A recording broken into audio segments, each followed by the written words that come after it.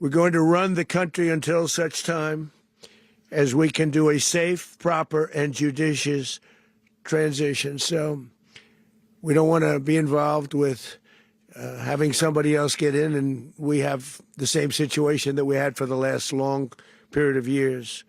So we are going to run the country until such time as we can do a safe, proper, and judicious transition. And it has to be judicious because that's what we're all about.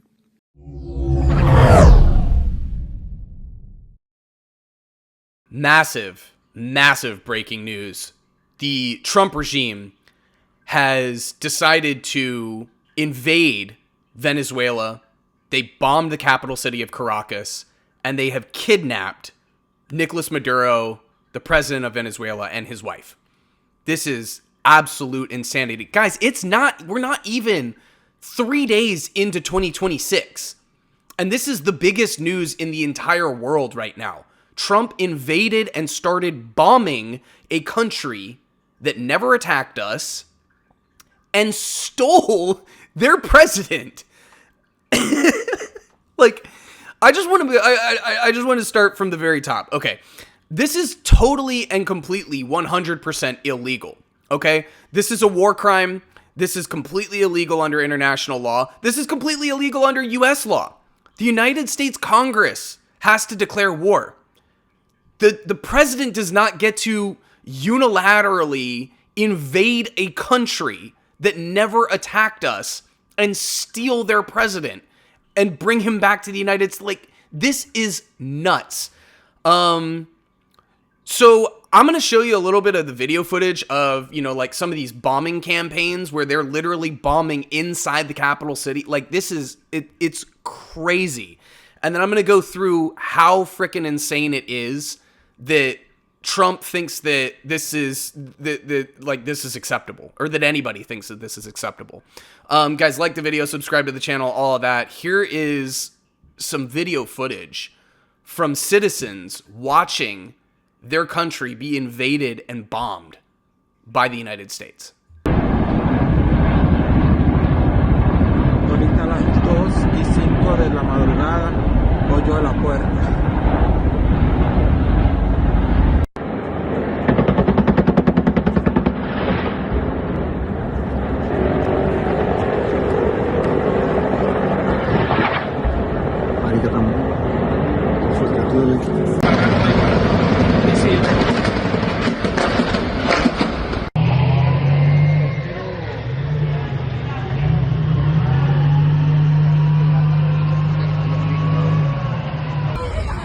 Marico.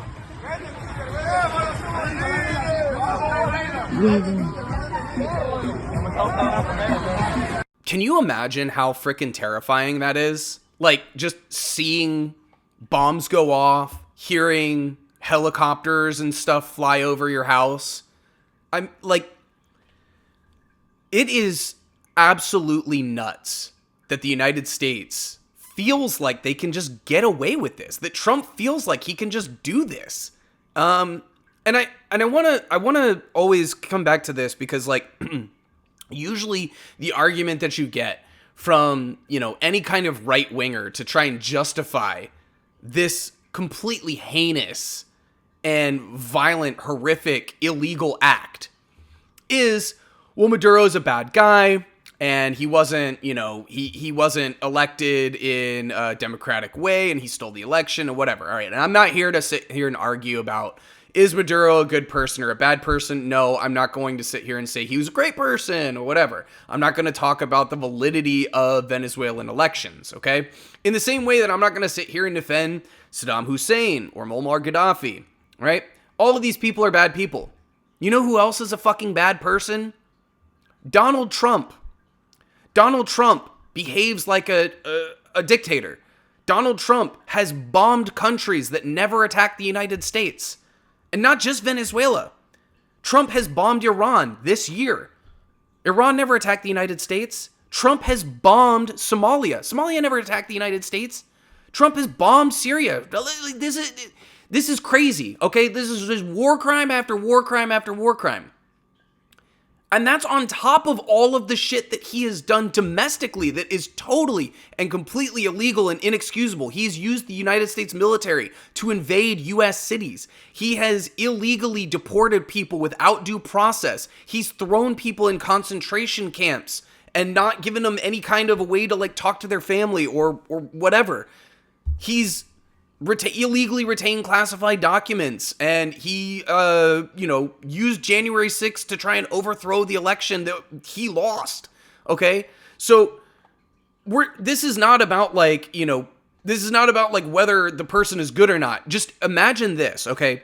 Of all of the horrible, horrible shit that Trump has done, imagine if Venezuela just invaded the United States.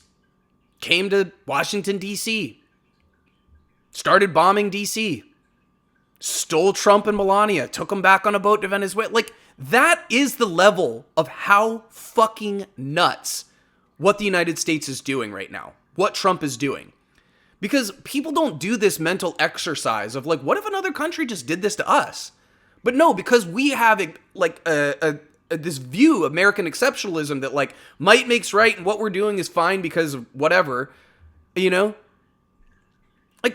and all of this is, it has nothing to do with drugs. Cause like I said, Trump has pardoned one of the biggest drug traffickers in this hemisphere, convicted drug trafficker, the president of Honduras. Okay.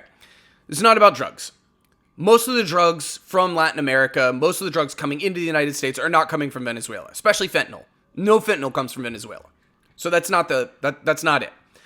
They really haven't produced any kind of evidence that the boats that they were bombing had drugs on them. And they've as much as admitted that this is about oil. As everyone knows, the oil business in Venezuela has been a bust, a total bust for a long period of time.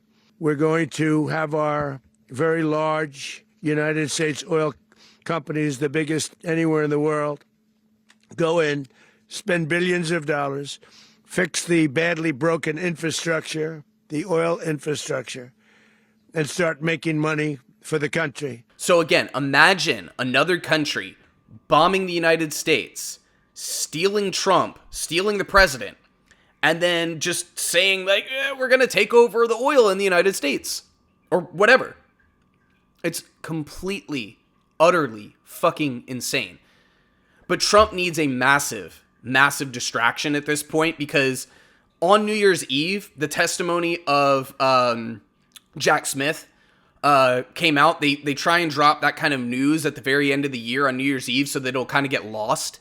But Jack Smith did like an 8-hour hearing where he basically said in no uncertain terms, yes, we had enough evidence to convict Trump on inciting the insurrection on January 6th, knew that it was going to happen and used it to his political advantage, and also of willfully retaining classified documents at Mar-a-Lago, highly classified documents. They weren't locked up in any kind of a secret place, whatever. They were sitting in a bathroom and sitting out in a ballroom. He willfully retained classified documents and then tried to fight giving it back, like refused giving the documents back. So that happened. And also today is the day that the Trump administration and the DOJ are supposed to release an explanation for all of the redactions that they've made thus far to all the Epstein files. That is not going to happen. That's not going to happen. If these suddenly magically came up with an additional like 4 million documents that belong in the Epstein files that didn't come out the first time. So remember, at the beginning of the year, they said, yep, we have everything. It's sitting on my desk, to no, there is nothing. There's nothing to see here, to now we're forced to release it. So now they're trying to like do this slow drip, drip, drip of releases. Everything is heavily redacted. And also, turns out it's not like a million pages worth of documents. It's more like 5.2 million. So they have a lot of stuff to comb through and try and cover up and redact and dig out. Trump needs a massive distraction. And apparently, war crimes is a pretty good way to get everybody looking the opposite direction. But I got news for you.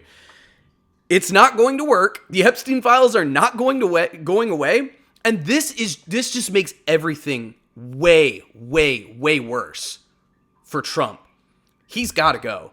I mean, he has got to fucking go. Not just because he's totally incompetent and unqualified and unhinged, but he's also falling apart mentally. His mental faculties are gone.